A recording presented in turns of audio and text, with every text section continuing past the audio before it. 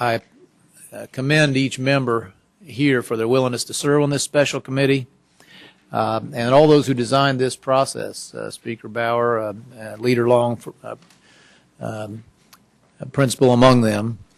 There's a chance here to do something extraordinarily positive and distinctive for our state, and to preserve Indiana's condition as one of the few solvent states in the country still delivering vital services and still protecting taxpayers.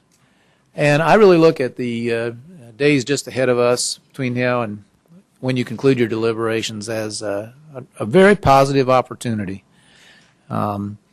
This special session, not something to be regretted, but something to be grateful for.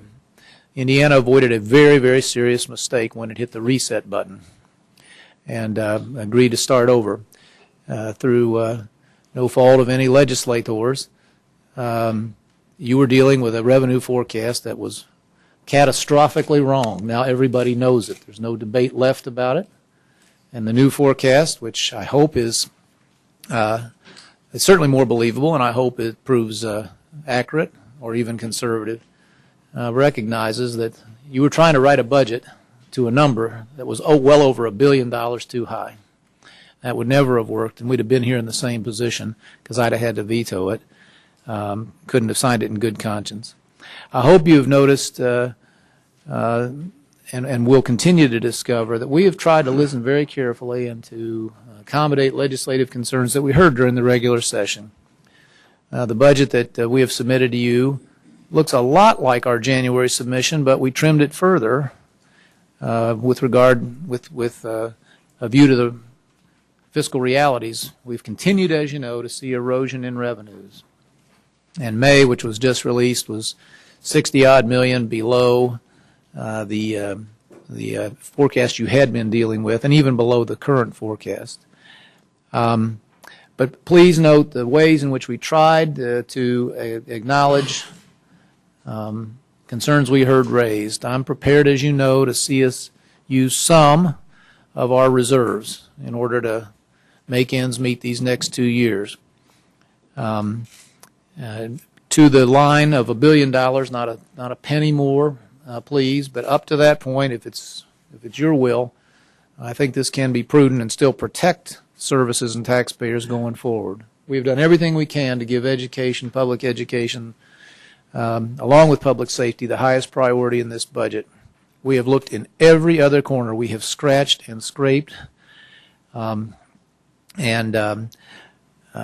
delayed and otherwise found savings so that we could eke out a small increase for public education, which then coupled with federal dollars creates a more significant increase.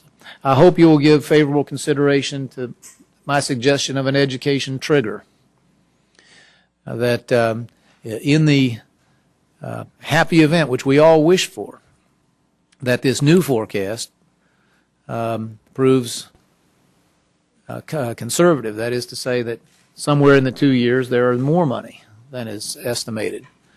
I'd like to see us agree in advance to give half the that increment to education, and the other half can stay in our savings account so we dip into those reserves a little bit less. I hope you will notice that we have incorporated a very large amount of the university construction which many legislators argued for earlier in the spring.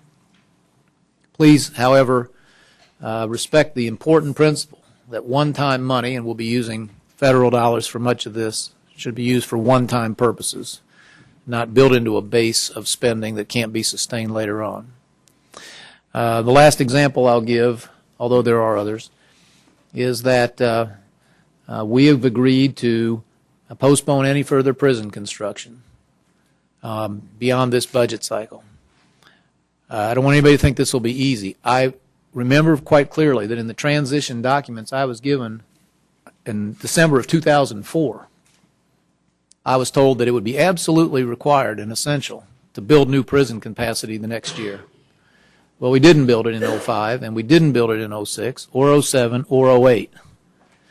Our people have worked very hard to use existing capacity, to emphasize community corrections, more recently to try to make sure that we don't have parole violators coming back in unless they necessary to protect the public. We'll continue to find ways somehow to forestall prison construction, and we'll do this without endangering anybody. This will not be one of those states where prisoners are let out of jail early for fiscal reasons.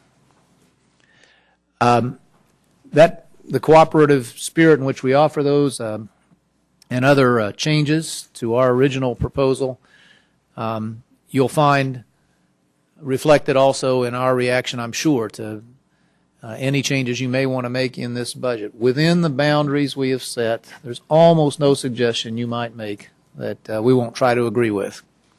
But please let me ask you to respect those boundaries. First, no gimmicks in gaming, no dipping into pension funds, and no postponement of payments to schools or localities or anybody else. No unfunded debt service.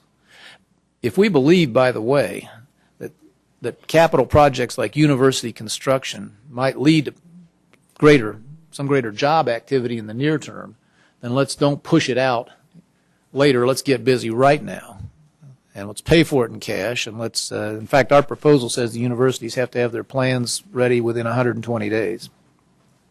One-time money for one-time purposes. No taking money that will only be here for 2 years, putting it in the base of the budget, and then leaving ourselves with an unfundable cliff 2 years out. And finally, $1 billion means $1 billion. It's not a starting point for negotiation, so not 990, 980, 900, 850. I hope you'll find a way, frankly, to protect a little more of our reserves, but that's a number that's easy to remember and is sufficient in my judgment to protect us against further downsides. Let me just close. I want to show you just a couple of things. This just to remind everybody how extraordinarily important it is that we be careful going through this budget. On the left, you see actual receipts for 2007 and 2008. 2009, we know almost exactly because there's just 1 month left. You can see the drop we took, well over $1 billion below last year. And it's $1.5 billion below what was forecast when the budget was written. So even as now you're looking at the new forecast, even assuming, as we all hope will happen, some nice recovery in 10 and 11, there'll be less money coming to the state treasury in 11 than there was in 07. Less money 2 years from now than there was 2 years ago.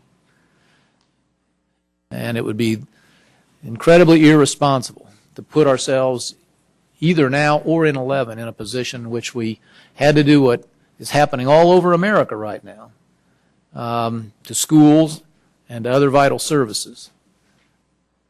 The job of this legislature and all of us who will participate in this process is to avoid this.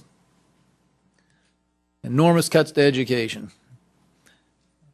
in state after state after state, in some cases double digits. California has laid off more teachers than work in the state of Indiana.